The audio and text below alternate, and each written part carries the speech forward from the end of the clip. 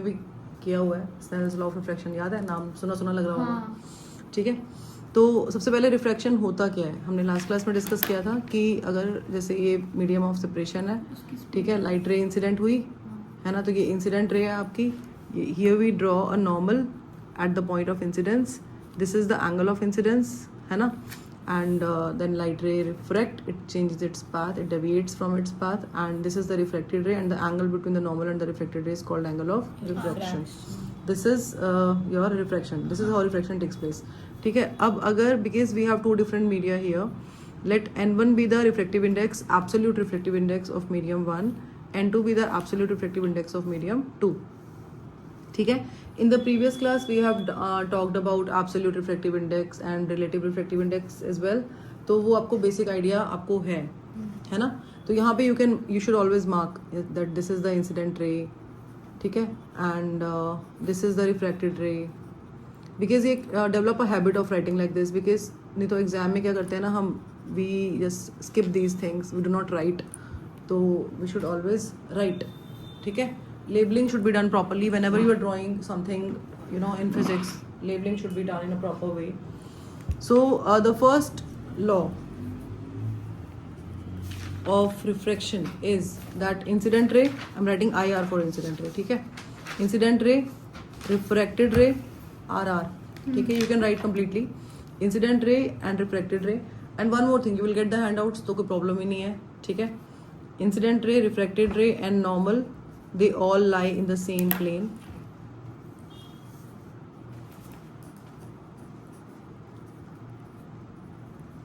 They all lie in the same plane. ठीक है, incident ray, refracted ray and normal all lie in the same plane, and second is Snell's law of refraction. The second is Snell's law of refraction. जब आपने ये 10th में किया था तो थोड़ा सा अजीब सा लगता था कि ये साइन आई साइन आर क्या कर रहे हैं हम, अब हमें हैबिट हो गई है ना ट्रिग्नोमेट्री की, है ना, तो स्नेल्स लॉ ऑफ रिफ्रैक्शन क्या होता है कि the ratio of sine of angle of incidence, the ratio of sine of angle of incidence to the sine of angle of refraction is equal to, is a constant, जो ये ratio होगा ये एक constant होगा। अब यहाँ पर जो ये कांस्टेंट है ये किसके इक्वल है, ये आपका इक्वल है refractive index of medium 2 with respect to medium 1, n2 by n1 के इक्वल है, ठीक है, और we can right n21 as n21, और another notation of writing it is n12, it's your choice at how you prefer to write, ठीक है, in some books you will find this, in other books you will find this, in okay, so it is just a notation. तो आपका जो sine I by sine r है वो n2 by n1 होता है। अब बच्चों को ना एक बड़ा डाउट रहता है, बिकॉज उनको रियलाइज नहीं होता कि यार कहाँ पे, बच्चे क्या करते हैं कि sine I by sine r में sometimes they write n1 by n2 which is wrong, ठीक है, ये n2 by n1 है, तो sine I by sine are is n2 by n1, तो इसको आपको मतलब ध्यान में रखना है। कैसे ध्यान में रखना है कि आपका देखो, अगर आप इसको अगर हम ऐसे चलते हैं कि साइन आई से साइन आर में गए, है ना, और फिर आप n2 से n1 में गए, ऐसे जा रहे हो, sine I by sine are is equal to n2 by n1, this is one way of you know understanding it, या मेमोराइज, इसको लर्न करने का एक वे है कि first you have to go down and then you have to go up, तो sine I by sine are is equal to n2 by n1, this is how you can learn it. And another way of doing it is that अगर हम instead of writing in the ratio form, है ना, हमारे पास क्या है, we are saying that sine I by sine are is equal to n2 by n1, ठीक है, ये है, तो एक हम ये भी कर सकते हैं कि लेट्स क्रॉस मल्टीप्लाई देम, और यहाँ से आपका आ जाएगा n1 sine i is equal to n2 sine r. तो basically what we are doing is we are multiplying n1 by sine i and n2 by sine r, it is easier to learn, comparatively easier to learn, no, because ratio में हम mistake कर सकते हैं, अगर हम इसको ratio की form में लर्न करेंगे n2 by n1, तो sometimes you know we can forget, because you know every time we do not have n1 and n2, no, sometimes you can have different notations for the first medium and the second medium. कभी कभी ऐसे भी हो सकता है कि रे आपके नीचे से ऊपर जा रही हो, डायरेक्शन चेंज कर दी उन्होंने, कभी कुछ भी हो सकता है, मतलब आपको यहाँ से एक और मीडियम हो वहाँ पे आपको जा रहा हो रे, तो उस केस में ना आप रेशियो निकालने में गलती कर सकते हो, डिवाइड करने में गलती कर सकते हो, तो उसको उससे बचने के लिए बेटर क्या है कि जिसका एंगल उसी का रिफ्रैक्टिव इंडेक्स आपस में मल्टीप्लाई करो, ठीक है। तो n1 रिफ्रैक्टिव इंडेक्स हो गया और इसके कॉरेस्पॉन्डिंग जो एंगल है वो i है, तो n1 sine i is equal to n2 sine r। इससे क्या होगा, आपके मिस्टेक्स नहीं होंगी, because ultimately you are writing you know this only. अगर इसको आप घुमाओगे तो you will get n2 by n1 only, no. अच्छा, अब हम इसको कैसे लिख सकते हैं, let's write sine i by sine r again. Sine i, हाँ जी, अगर जैसे कि आपने ये n2 बाई n1 लिखा हुआ है, हाँ हाँ, यहाँ पे जिसकी ये वाली नोटेशन आ गया n2 1, तो हम इसको क्रॉस मल्टीप्लाई ऐसे भी कर सकते हैं। हाँ, बट इसको लर्न करने के लिए ना ये तरीका बहुत बढ़िया है कि जिसका रिफ्रैक्टिव इंडेक्स है उसी के साइन वाले एंगल को मल्टीप्लाई कर दो, ठीक है। क्योंकि इससे ना गलती नहीं होगी। जैसे n1 साइन है, n2 साइन आर, ईजी है। जहाँ पे एंगल पड़ रहा है उसका रिफ्रैक्टिव इंडेक्स क्या है, उसको उससे मल्टीप्लाई कर दो, तो उसमें मिस्टेक के चांसेस नहीं होंगे। रेशियो में ना बच्चे गलती करते हैं, n1 बाई n2 कर देते हैं, कभी कुछ चलता रहता है गड़बड़, वो उससे बचने के लिए ये तरीका अच्छा है, ठीक है। तो sine i by sine r को हम लिख सकते, क्या लिख रहे हैं, n2 बाई n1 लिख रहे हैं। n2 बाई n1 क्या है, n21 है। n21 is the relative refractive index, है ना। या हम बोल सकते हैं ये क्या है, refractive index of medium 2 with respect to medium 1। अच्छा, अब ये जो 2 का 1 के रिस्पेक्ट में इक्वल किसके होता है, रेसिप्रोकल होता है ये 1 का 2 के रिस्पेक्ट में, ये पता है हमें। कल बताया था ना 1/3 होगा या थ्राइस होगा, 1/3 होगा या थ्राइस होगा, बताया था ना, ठीक है। तो अब एक चीज और है कि जिसका जो रिफ्रैक्टिव इंडेक्स है वो स्पीड के इनवर्सली प्रोपोर्शनल होता है ना, कि जिसका रिफ्रैक्टिव इंडेक्स ज्यादा होगा, मतलब अगर हाई रिफ्रैक्टिव इंडेक्स है तो स्पीड कम होगी। रिफ्रैक्टिव इंडेक्स अगर ज्यादा होगा तो स्पीड कम होगी। जैसे जो जितना ज्यादा डेंसर मीडियम होगा, रिफ्रैक्टिव इंडेक्स हाई होने का मतलब क्या है, ज्यादा रिफ्रैक्टिव इंडेक्स होने का मतलब ये है कि मीडियम कैसा है, डेंसर मीडियम है, ठीक है। ज्यादा रिफ्रैक्टिव इंडेक्स होने का मतलब क्या है, मीडियम कैसा है, डेंसर मीडियम है। तो अगर मीडियम डेंसर है और रिफ्रैक्टिव इंडेक्स ज्यादा है तो वहां पे स्पीड क्या होगी, कम होगी, ठीक है ना। तो हम ये भी कह सकते हैं कि रिफ्रैक्टिव इंडेक्स में और स्पीड में इनवर्स रिलेशन है। या आपने जो एब्सोल्यूट रिफ्रैक्टिव इंडेक्स निकाला है उसमें आपने क्या किया, आपने n is equal to c upon v तो किया है, तो ये अल्टीमेटली देखो we are getting this only, है ना, लिंक्ड ही तो है। तो अगर आप n2 बाई n1 कर रहे हो तो इसके कॉरेस्पॉन्डिंग अगर हमें वेलोसिटी के टर्म में या स्पीड की टर्म में लिखना है तो इसकी जो स्पीड होगी वो v1 ले लेते हैं, इसकी स्पीड v2 ले लेते हैं। मतलब लाइट की स्पीड यहाँ पे जिस मीडियम का रिफ्रैक्टिव इंडेक्स n1 है वहाँ पे जो लाइट की स्पीड है वो v1 है, और जिस मीडियम का रिफ्रैक्टिव इंडेक्स n2 है वहाँ पे लाइट की स्पीड क्या है, v2 है, ठीक है। तो अगर आप n2 बाई n1 कर रहे हो तो आपका इससे कॉरेस्पॉन्डिंग v1 बाई v2 हो जाएगा, ठीक है। आ रहा है समझ। अब आपका जो फ्रीक्वेंसी है वो सेम रहता है दोनों में, है ना, रिफ्रैक्शन में फ्रीक्वेंसी चेंज नहीं होता, डिस्कस किया था हमने ये। वेवलेंथ चेंज होती है, यहाँ पे अगर वेवलेंथ λ1 है तो यहाँ पे वेवलेंथ आपकी λ2 है ना। तो v1 को हम क्या लिख सकते हैं, we can write v1 as nu λ1 and v2 as nu λ2। तो अगर आप v1 बाय v2 कर रहे हो, यहाँ देखो प्लीज, तो न्यू से न्यू कैंसिल हो जाएगा ना अगर लैम्डा के टर्म्स में लिखने का मन कर रहा है तो न्यू λ1 है, ये न्यू λ2 है, तो न्यू से न्यू कैंसिल हो जाएगा, तो यू विल गेट λ1 बाय λ2, ठीक है। तो ऐसे आपने इसको इससे भी लिंक कर दिया, स्पीड से भी लिंक कर दिया, रिफ्रैक्टिव इंडेक्स से भी लिंक कर दिया, है ना। तो हमने सबको आपस में लिंक कर दिया यहाँ से। तो you can enclose this relation in a box, ठीक है। अब एक चीज और है इसके अंदर कि अगर हमारा n21 ग्रेटर देन 1 आता है, n21 अगर ग्रेटर देन 1 आ रहा है तो इसका मतलब क्या है, तो n21 क्या है आपका n2 बाई n1 है ना, n2 by n1 greater than 1 हो गया। अगर आपका n2 by n1 greater than 1 है इसका मतलब n2 is greater then n1, नहीं आया समझ, न्यूमरेटर बड़ा होगा ना डिनोमिनेटर से, तो n2 is greater then n1 है। तो अगर आपका n2 बड़ा है n1 से, मतलब जो आपका सेकंड मीडियम है उसका रिफ्रैक्टिव इंडेक्स ज्यादा है। अगर सेकंड मीडियम का रिफ्रैक्टिव इंडेक्स ज्यादा है तो वहाँ बेंडिंग ज्यादा होगी। बेंडिंग ज्यादा होने का मतलब ये है कि आपका एंगल आर छोटा होगा, क्योंकि बेंडिंग ज्यादा होगी तो टुवर्ड्स नॉर्मल बेंड करेगा जितना ज्यादा, उतना ही आर की वैल्यू कम हो जाएगी, तो R is less than I, ठीक है, ठीक है ना। सेकंड आपका हम ले रहे हैं कि n21 अगर आपका लेस देन 1 है, n21 अगर लेस देन 1 है इसका मतलब क्या है कि n2 by n1 less than 1 है, इसका मतलब N2 is less then N1। तो इसका रिफ्रैक्टिव इंडेक्स अगर कम है और ये वाले का रिफ्रैक्टिव इंडेक्स ज़्यादा है तो मतलब डेंसर से रेयर मीडियम में जा रहा है अगर, तो बेंडिंग अवे फ्रॉम नॉर्मल होगी, तो आपका एंगल आर बड़ा होगा एंगल आर से, ठीक है। Angle R is greater than angle R. तो यहाँ पे आपका कौन सा मीडियम जो है वो ऑप्टिकली डेंसर मीडियम कौन सा है? ऑप्टिकली डेंसर मीडियम ये वाला, हाँ, जहाँ पे जिसका एंगल कम होगा, है ना। तो आर लेस देन आई है, तो आपका जो मीडियम 2 है वो आपका ऑप्टिकली डेंसर है ना। हाँ। अच्छा, अगर हम सेम मीडियम की ही बात करें नीचे वाले केस में, तो मीडियम 2 क्या होगा आपका? अगर आर बड़ा है तो ऑप्टिकली रेयरर होगा ना, हाँ तो ये ऑप्टिकली रेयरर मीडियम होगा। ठीक है। Right the heading refraction of light through glass a rectangular glass slab।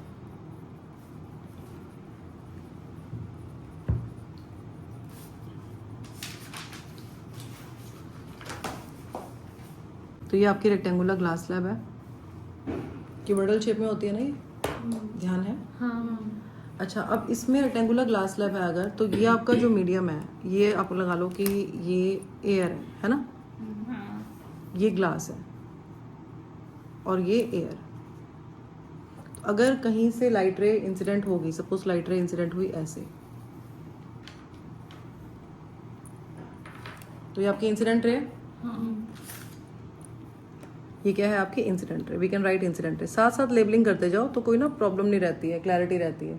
अब जो इंसिडेंट रे है ना, ये जिस पॉइंट पे आपकी इंसिडेंट हो रही है, इस पॉइंट पे इंसिडेंट हो रही है, तो ये क्या हो गया? पॉइंट ऑफ इंसिडेंस, ठीक है। पॉइंट ऑफ इंसिडेंस से क्या ड्रॉ करते हैं हम?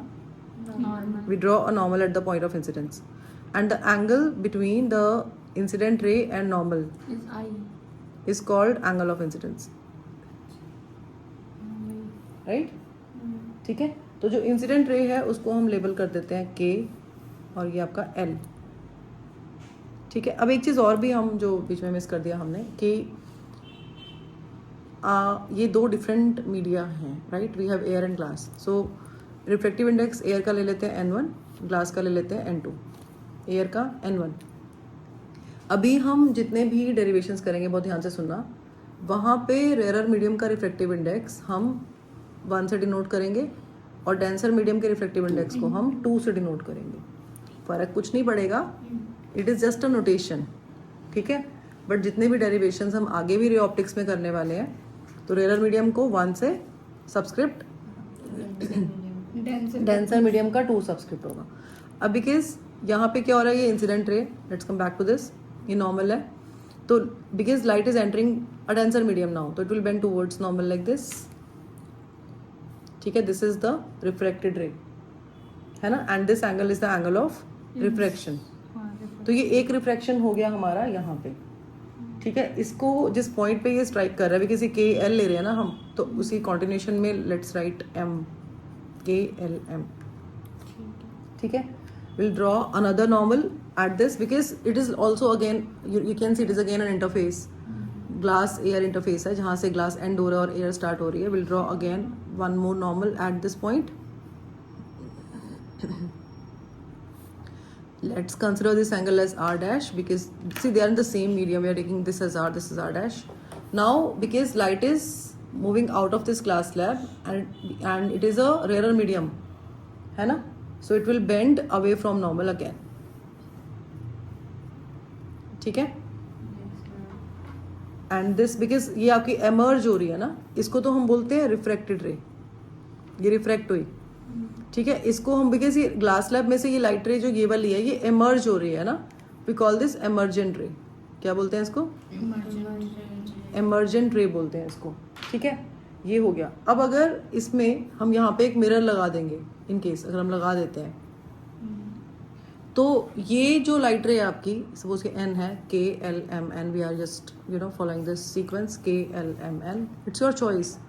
तो ये जो मिरर पे ये जो एमर्जेंट रे है, you can see that it is striking normally on the mirror, no, तो it will go back and it will retrace the path, ठीक है। अगर हम यहाँ पे एक मिरर लगाते हैं ना, तो ये मिरर पे एमर्जेंट रे कैसे स्ट्राइक कर रही है? नॉर्मली, तो नॉर्मल में क्या होता है, जब मिरर पे कोई रे नॉर्मली स्ट्राइक करती है तो वो रिट्रेस करती है ना पाथ को, तो ये भी अपने पाथ को क्या करेगी, रिट्रेस करेगी, it will go back and follow the same path जहाँ से ये आई थी, जिस डायरेक्शन से जैसे ही आई थी ना मुड़ मुड़ के, वैसे ही मुड़ मुड़ के वापस जाएगी ये। ठीक है, तो इसका ये हमने पर्पस जो है मिरर लगाने का ये होता है। अब अगर ये ग्लास स्लैब ना होती तो हमारी इंसिडेंट रे कैसे जा रही थी, ऐसे जा रही थी।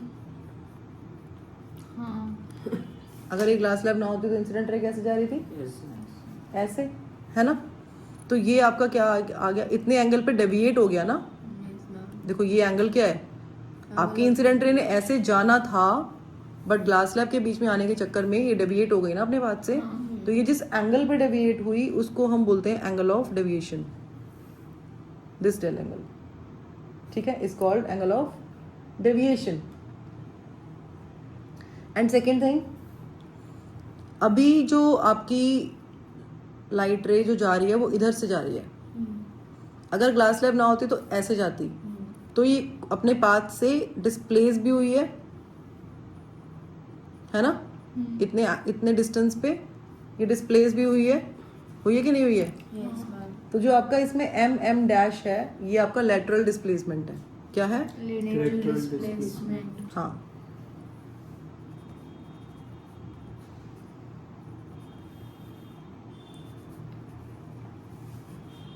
Lateral displacement.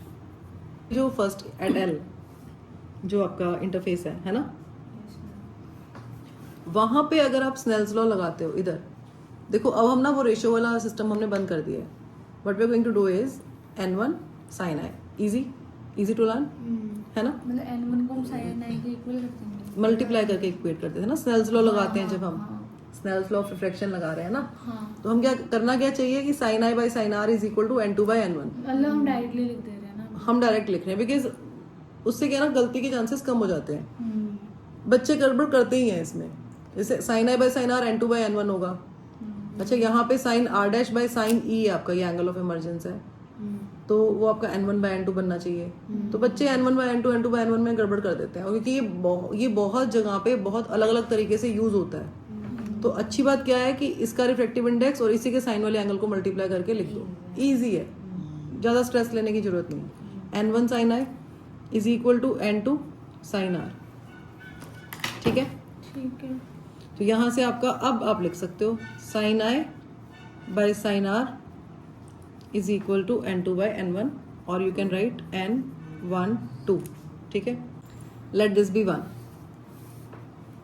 ऐसे ही एट m जो इंटरफेस है आपका यहाँ पे, अब ये इसका रिफ्रैक्टिव इंडेक्स n2 है ना, तो n2 sin r dash is equal to n1 sin e, है ना, n2 sin r dash is equal to n1 sin e। ठीक है, अगेन हमने स्नेल्स लॉ लगाया है। आपको ना ब्रैकेट में मेंशन कर दो कि हाँ ये हम क्यों कर रहे हैं, बिकॉज ये स्नेल्स लॉ है। जैसे मैथ्स में आता है, ज्योमेट्री में हम यूज टू राइट गिवन, ये प्रूव्ड अबव, हाँ ये सब लिखते थे ना। ऐसे ब्रैकेट में मेंशन कर दो ये स्नेल्स लॉ। तो this implies sin r dash by sin e is equal to n1 by n2, और we can write this as n21। Notation कैसे भी ले सकते हैं एज वी हैड डिस्कस्ड। ठीक है, अब एक इसमें जो कॉन्सेप्ट अब जो मिरर वाला हमने डिस्कस किया था ना, कि जो अगर हम मिरर लगा रहे हैं तो लाइट रे अपना वापस ट्रेस करेगी बात को, उसको हम बोलते हैं प्रिंसिपल ऑफ रिवर्सिबिलिटी। क्या बोलते हैं, principle of reversibility. Principle of reversibility, ये पूछ लेते हैं कभी कभी। So according to principle of reversibility of light, when final path of a ray of light after any number of reflections and refractions is reversed, the ray retraces its entire path. क्या बताया कि जैसे हमने यहाँ पे mirror लगा दिया तो रे जो है चाहे रिफ्रैक्शन हो चाहे रिफ्लेक्शन हो, रे अपने पाथ को रिट्रेस करती है, एंटायर पाथ को। एंटायर पाथ मतलब जहाँ से शुरू से लेकर एंड तक सारे पाथ को रिट्रेस करती है। ठीक है, तो अगर हम यहाँ पे n पे एक मिरर को प्लेस करते हैं तो जो mn पाथ जो है वो रिवर्स हो जाएगा, वो nm हो जाएगा। अब अगर हम सेम चीज हम रिवर्स्ड रे के लिए निकालें, फॉर अ रिवर्स्ड रे, सेम चीज़ अगर हम रिवर्स रे के लिए निकालें तो आपका n2/n1 है ना, n2/n1 क्या होगा, sin e by sin r dash.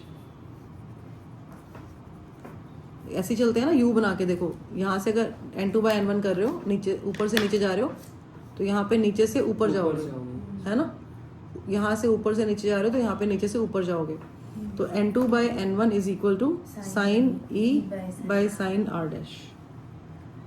ठीक है, इसको we can write like equation 3 भी लिख सकते हैं इसको हम। ठीक है, ठीक है, तो n2/n1 आपका आएगा sine e by sine r dash, तो इसको n12 कर सकते हो ऐसे। Let this be 3। इसमें बेसिकली हम कुछ नहीं कर रहे हैं, what we are trying to prove here is कि आपका ये और आपका ये, मतलब हम ये कह रहे हैं कि मीडियम 2 का रिफ्रैक्टिव इंडेक्स जो 1 के रिस्पेक्ट में है और जो 1 का 2 के रिस्पेक्ट में है वो रेसिप्रोकल होते हैं। तो 2 और 3 से हम यही मिलेगा हमें। ठीक है, तो फ्रॉम 2 and 3 ये हमने पहले लास्ट क्लास में भी डिस्कस कर लिया था। तो फ्रॉम 2 and 3 यहाँ पे आपका n1/n2 आ रहा है, यहाँ पे आपका n2/n1 आ रहा है। तो यहाँ से हमें क्या समझ आया कि आपका जो n2/1 है वो इक्वल है 1/n1/2 के, है ना। और we can say n2/1 cross n1/2 is equal to 1। मतलब आपका जो रिफ्लेक्टिव इंडेक्स है 2 का 1 के रिस्पेक्ट में और 1 का 2 के रिस्पेक्ट में, जब उन दोनों को मल्टीप्लाई करोगे देन यू विल गेट 1। ठीक है, क्लियर है। तो अगर ये आपके रेसिप्रोकल हैं, मतलब तो इसको 1 और 2 में अप्लाई कर सकते हैं। जो रेसिप्रोसिटी है उसको 1 and 2 में अप्लाई कर सकते हैं। ये हमने क्यों किया है, ये थर्ड वाला हमने क्यों किया, बहुत पहले सुन लो बेटा, I give you time for writing. ये जो थर्ड वाला है हमने क्यों किया है, ये हमने क्यों प्रूव किया है, 2 हमने ये पहले किया हुआ है, हमें पता है ये चीज़, राइट। हमने इसको रिवर्स करके इस चीज़ को प्रूव किया है, मैथमेटिकली भी हमने दिखा दिया कि इसको इससे मल्टीप्लाई करेंगे तो 1 आएगा, मतलब ये एक दूसरे के रेसिप्रोकल है। बिकॉज हमें ये चीज़ 1 and 2 में अप्लाई करनी थी, हमें ये चीज़ 1 and 2 में अप्लाई करनी थी, इसलिए हमने 2 और 3 को यूज़ करके पहले रेसिप्रोसिटी को प्रूव किया और उसके बाद उसको हम 1 and 2 में अप्लाई करेंगे। ठीक है, तो फ्रॉम 1 and 2, तो अब आपका जो sine i by sine r है ये आपका n12 है। अब हम क्या बोल रहे हैं कि जो n21 है वो इसका रेसिप्रोकल है। अगर वो इसका रेसिप्रोकल है, इसका मतलब ये हुआ अगर ये इसका रेसिप्रोकल है तो ये भी तो इसका रेसिप्रोकल होगा ना। तो sine i by sine r को I can write sine e by sine r dash लिख सकते हैं या नहीं? लिख सकते हैं। नहीं आया समझ, या आ गया? ये जो आपका ये परपेंडिकुलर है ना, नॉर्मल है ना, ये भी नॉर्मल है, तो 2 नॉर्मल है, समझ रहे हो। और ऐसे नहीं लग रहा जैसे ये नॉर्मल है और एक नॉर्मल यहाँ पे है ना, और बीच में आपने ऐसे करके बना दिया हो और ये आपका r हो और ये आपका r डैश हो, तो ये ऑल्टरनेट इंटीरियर एंगल जैसे लग रहे हैं, कुछ नहीं लग रहा है। ठीक है ना, तो ये नॉर्मल और ये बीच में ऐसे है ना, तो ये आपका z बन रहा है ना, तो ये आपके ऑल्टरनेट इंटीरियर एंगल्स है इसे। ठीक है, तो हम यहाँ पे लिख सकते हैं ये कि but r is equal to r dash, bracket में मेंशन करोगे ऑल्टरनेट इंटीरियर एंगल्स। तो ये ऑल्टरनेट इंटीरियर एंगल्स इक्वल होते हैं अगर, तो ये साइन r और साइन r डैश इक्वल होंगे। अगर हमारे डिनोमिनेटर्स इक्वल हैं, फ्रैक्शंस भी इक्वल हैं, इसका मतलब क्या हुआ कि न्यूमिनेटर्स भी इक्वल है ना। इसका मतलब i is equal to e है ना। तो जिस एंगल पे लाइट रे इंसिडेंट होगी उसी एंगल पे लाइट रे एमर्ज होनी चाहिए थ्योरेटिकली। एंगल ऑफ एमर्जेंस, जो लाइट रे एमर्ज हो रही है ये वाला angle is angle of emergence. ठीक है, तो लाइट रे जो एमर्ज होती है, एंगल विच एमर्जेंट रे makes with the normal is angle of emergence. ठीक है, तो आपके डिनोमिनेटर्स इक्वल है, फ्रैक्शंस इक्वल है, इसलिए आपके न्यूमरेटर्स भी इक्वल हो गए। सो आई इज इक्वल टू ई आ गया यहाँ से। अब इसके बाद हमने करना है एक्सप्रेशन फॉर लेटरल शिफ्ट, जो आपका ये mm डैश आया, ये लेटरल डिस्प्लेसमेंट है ना। लेटरल डिस्प्लेसमेंट और लेटरल शिफ्ट भी बोलते हैं, डिस्प्लेसमेंट भी बोल सकते हो और शिफ्ट भी बोल सकते हो, कि चॉइस है क्या बोले। तो इसका डेरिवेशन है इसके बाद एक्सप्रेशन फॉर लेटरल डिस्प्लेसमेंट और लेटरल शिफ्ट। तो ये देखो आपका लेटरल डिस्प्लेसमेंट और लेटरल शिफ्ट मतलब mm डैश निकालना है हमने। ये आपका mm डैश है, क्या है? mm डैश है। तो इसके लिए हमें एक्सप्रेशन फाइंड करना है। तो आपका जो angle m l m dash, ये वाला जो एंगल है, angle m l m dash, ये क्या है आपका? Angle of deviation. जो फर्स्ट रिफ्रैक्शन में, जो ये फर्स्ट रिफ्रैक्शन है, ये सेकंड रिफ्रैक्शन है। फर्स्ट रिफ्रैक्शन क्या है? जब लाइट रे एयर से ग्लास में एंटर कर रही है, उसमें कितना एंगल पे डेविएशन आ रहा है, एंगल ऑफ डेविएशन, वो है आपका ये। सेकेंड रिफ्रैक्शन क्या है, जब लाइट रे ग्लास से एयर में से निकल रही है, ग्लास में से निकल के एयर में जा रही है, तो वो आपका सेकेंड रिफ्रैक्शन। तो 2 रिफ्रैक्शन हो गए, रिफ्रैक्शन 1, रिफ्रैक्शन 2। ठीक है, तो अब हम ट्राइंगल कंसिडर करेंगे L M M dash. This triangle we are going to consider.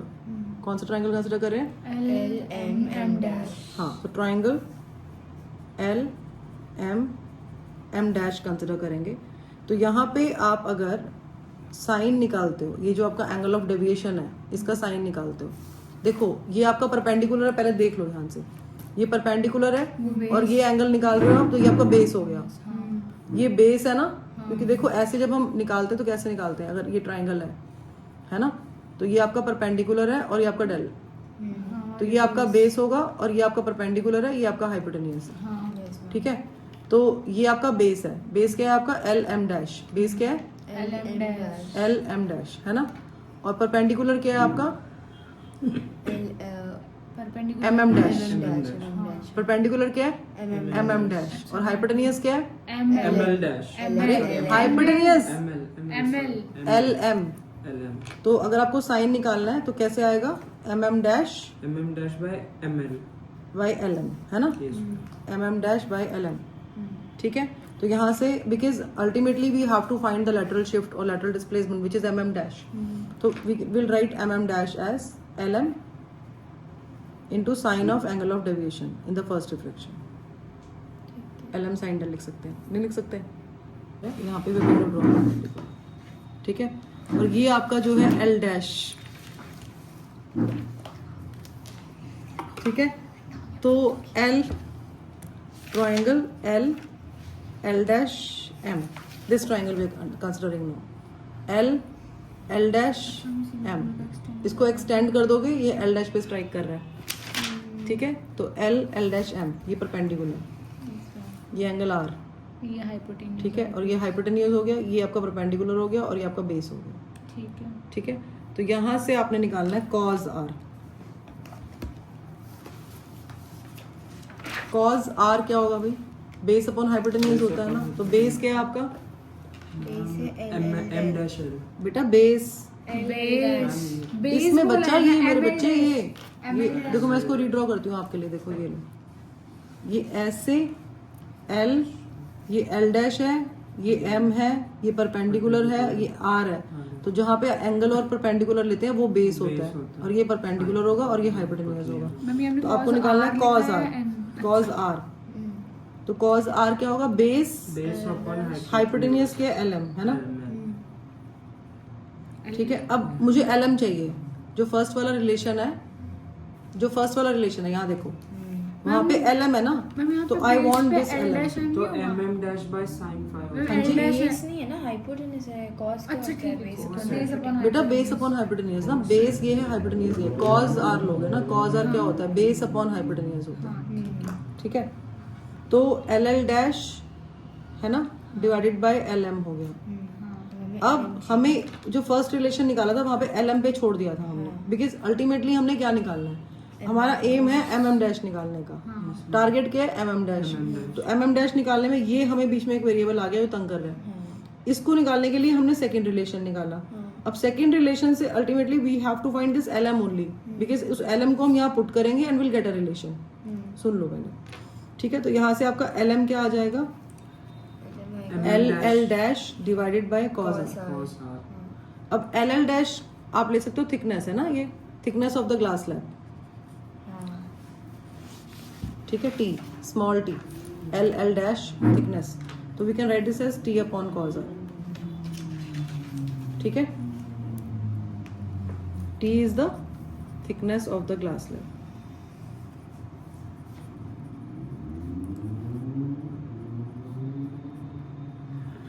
ठीक है। अच्छा, अब LM को, ये जो आपका MM dash I am writing with red pen so that आपको क्लैरिटी हो जाएगी मैं कहाँ क्या लिख रही हूँ, बिकॉज ये बहुत मैस हो जाएगा नहीं तो, है ना, समझ नहीं आएगा कहाँ पे क्या है। तो आपको MM डैश निकालना था, राइट। आपका MM डैश फर्स्ट रिलेशन से क्या आया? LM की, LM की जगह पे हम क्या लिखेंगे? T अपॉन cos R, है ना। LM के प्लेस पे T अपॉन cos R, और बाकी एज इट इज लिख दो, ये आ गया। अब यहाँ देखो, हमने ये पहले किया हुआ है कि एंगल ऑफ डेविएशन को हम कैसे लिंक करते हैं। ये आपके वर्टिकली अपोजिट एंगल्स बन रहे हैं, ये आई है और ये पूरा आपका इसके कॉरेस्पॉन्डिंग ये है, तो वर्टिकली अपोजिट एंगल्स इक्वल होते हैं। तो आपका जो आई है वो r plus angle of deviation के इक्वल है। तो एंगल ऑफ डेविएशन यहाँ से क्या आएगा, आई माइनस, माइनस आर। ठीक है ना। आई और ये दोनों मिला के एक एंगल बन रहा है, वर्टिकली अपोजिट एंगल्स है। तो यहाँ से आपका एंगल ऑफ डेविएशन क्या आएगा, आई माइनस आर। तो ये सेम चीज हम यहाँ पे इस रिलेशन में अप्लाई कर देंगे। तो आपका जो एम एम डैश है वो क्या आएगा, टी अपॉन कॉस आर और sine i minus, minus r. ठीक है। ये रिलेशन आ गया।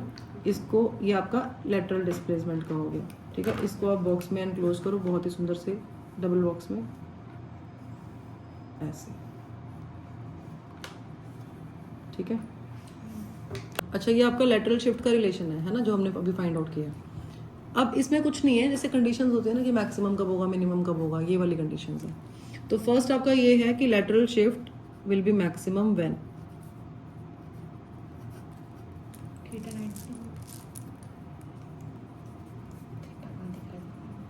Lateral shift will be maximum when, सुन लो पहले, ये मैक्सिमम कब होगा, जब आपका sine i minus r maximum होगा, साइन 90 है ना।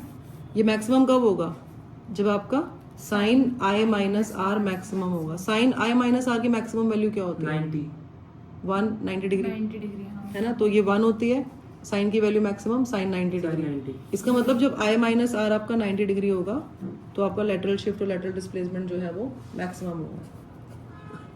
यही मतलब है इसका। व्हाट इफ आर इज 0, अगर हमारा जो एंगल ऑफ रिफ्लेक्शन है वो 0 डिग्री है, तो एंगल आई कितना आएगा, 90 डिग्री आएगा, ठीक है। तो अगर आपका आर 0 है तो आपका आई 90, इस रिलेशन से जो मैथमेटिकल रिलेशन है, तो अगर आपका आर 0 है तो आई क्या हो जाएगा, 90 डिग्री।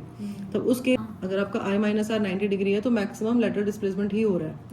इसमें हम एक स्पेशल केस ले रहे हैं कि अगर आपका आर 0 है तो इसमें मैथमेटिकली अगर आप निकालते हो तो आर 0 है तो आई कितना होगा, 90। तब उस केस में आपका जो शिफ्ट आएगा एम एम डैश वो कितना आएगा, टी, देखो आर को 0 डिग्री लिया ना, तो वो आई माइनस आर आपका 90 डिग्री है, ऊपर तो आ गया साइन 90 डिग्री, क्योंकि आपका साइन 90 माइनस 0 हो गया ना ऊपर, और नीचे कॉस 0 डिग्री आ गया। आर इस यहाँ पे भी तो पुट करोगे वैल्यू, तो ये साइन 90 डिग्री की वैल्यू 1, कॉस 0 डिग्री की वैल्यू भी 1। तो आपका जो मैक्सिमम लेटरल शिफ्ट है वो टी के इक्वल आ गया, thickness of the glass slab के इक्वल आ जाएगा, ठीक है। रे ऑफ लाइट है वो इंसिडेंट हो रही है at an angle of 60 degree, तो इंसिडेंट हो रही है 60 डिग्री के एंगल पे, मतलब आपका एंगल आई कितना है, 60 डिग्री है, ठीक है। On one face of rectangular glass slab, मतलब ये ग्लास स्लैब है, उसके फेस पे ऐसे इंसिडेंट हो रही है, एंगल 60 डिग्री बन रहा है। आपको जो ग्लास स्लैब है उसकी थिकनेस टी है ना, 0.1 मीटर दिया हुआ है, थिकनेस को हम टी से डिनोट करते हैं। और जो ग्लास स्लैब का रिफ्रैक्टिव इंडेक्स है वो आपको दिया हुआ है 1.5, ठीक है। रिफ्रैक्टिव इंडेक्स कितना है ग्लास स्लैब का, 1.5। तो 1.5 जो रिफ्रैक्टिव इंडेक्स है वो किसका है, ग्लास स्लैब का, ठीक है। Calculate the lateral shift produced, lateral shift मतलब आपको क्या निकालना है, एम एम डैश, है ना। तो आपका जो लेटरल शिफ्ट है वो एम एम डैश से डिनोट करते हैं हम, तो एम एम डैश निकालना है। एम एम डैश का फॉर्मूला क्या होता है आपका, ये होता है t sine i minus r divided by cos r, ये होता है t sine i minus r divided by cos r. लेकिन अब ये देखो हमें क्या क्या गिवन है, हमें टी गिवन है, हमें आई गिवन है, हमें आर गिवन नहीं है। आर हमें निकालना पड़ेगा। आर हम निकालेंगे स्नेल्स लॉ ऑफ रिफ्रैक्शन से। कैसे निकालेंगे, वेरी गुड, मजा ही आ गया सुन के। Sine i by sine are is equal to n, ठीक है। तो आपका एयर का तो रिफ्रैक्टिव इंडेक्स पता ही है 1 होता है, तो ग्लास का और एयर का कोई फर्क ही नहीं पड़ता है ना, तो एन ही लिख सकते हो, ठीक है। तो आपका यहाँ से साइन आर क्या हो जाएगा, sine i divided by n. Sine i की वैल्यू साइन 60 डिग्री हो गया, ठीक है, √3/2 होता है, और आपको एन की वैल्यू 1.5 दी हुई है। तो इसको जब आप सॉल्व करोगे ना, √3/2 यहाँ पुट करो, ठीक है। साइन 60 डिग्री इज √3/2, √3 आपका 1.732 होता है, ठीक है। तो इसको जब आप सॉल्व करोगे देन यू विल गेट 0.5773, जो आपके साइन आर की वैल्यू है वो 0.5773 के अराउंड आएगी, मतलब इसको 0.6 भी बोल सकते हो। अच्छा, अब एक तो तरीका ये है कि इसके एग्जैक्ट वैल्यू अगर आपको एग्जाम में दिया हुआ है, देखो अगर हम लिखें स्टेप बाय स्टेप, अगर हम चलें हैं कि नहीं हम तो बिल्कुल रिजिड रहेंगे और उसकी एग्जैक्ट वैल्यू निकालेंगे, तब तो आपका आर आपका आएगा साइन इनवर्स 0.5773। इसकी वैल्यू आपको गिवन होगी एग्जाम में या ट्रिग्नोमेट्रिक टेबल दी होगी, कुछ ना कुछ ऐसा दिया होगा कि आप इसकी वैल्यू फाइंड आउट कर पाओ। ठीक है ना? वैल्यू पता नहीं और क्वेश्चन भी अगर आपको सॉल्व करना है तो ये आपका जो है ये कुछ नियरली इक्वल टू हम हाफ कह सकते हैं इसको, हाफ के आसपास है ये। हाँ, हाफ से थोड़ा सा ज्यादा। हाफ से थोड़ा सा ज्यादा है, मतलब ये आपका ग्रेटर देन हाफ है, 0.01 by sin greater than half है ना ये। हाँ, थोड़ा तो आपका जो एंगल आ रहा है, एक मिनट, साइन आर जो आ रहा है वो ग्रेटर देन हाफ आ रहा है। हाफ जो है वो 30 डिग्री पे होता है। Yes, ma'am. ये 30 इसका मतलब ये है कि जो आपकी वैल्यू होगी वो 30 डिग्री से थोड़ी सी ज्यादा होगी, 31 डिग्री है ना? तो यहाँ पर जो इसकी वैसे जो एक्चुअल में जो वैल्यू है वो 35.3 डिग्री है। इसमें से बोला था 30। ठीक है, समझ रहे हो आप क्या कह रही हूँ मैं? Yes, ma'am. जो इसकी वैल्यू है वो कितनी है? 35.3 डिग्री है। ठीक है। तो मतलब अगर वेब में गिवन होगा तो 30 के आसपास ही गिवन होगा तो इसको ऐसे आइडिया लगा सकते हो, देखो आप थोड़ा सा ना हमें अपना माइंड यूज करना पड़ेगा।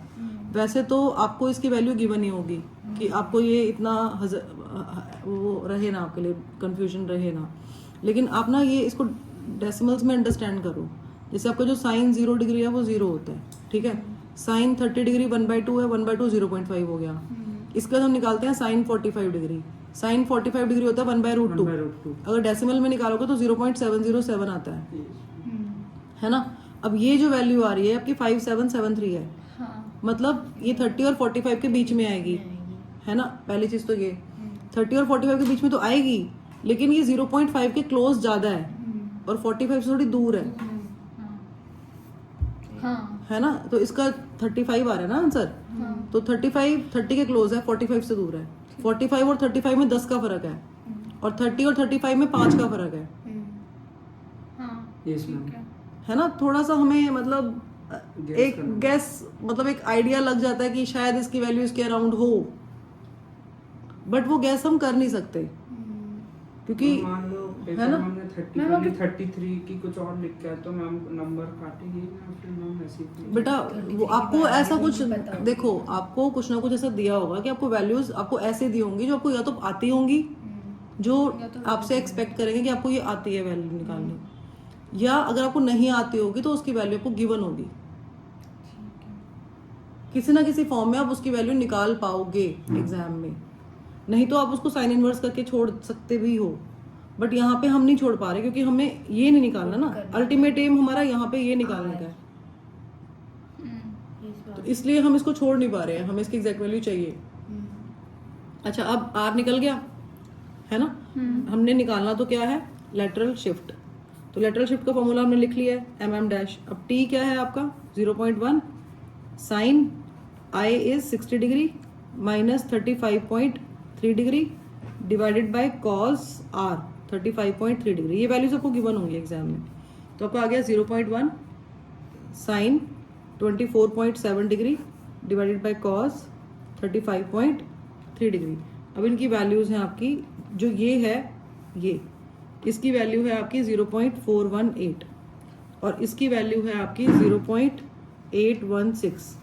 तो पुट कर देंगे 0.418 डिवाइडेड बाय 0.816, सॉल्व करोगे तो 0.0513 मीटर आ गया। तो ये लेटरल शिफ्ट प्रोड्यूस होगा वो।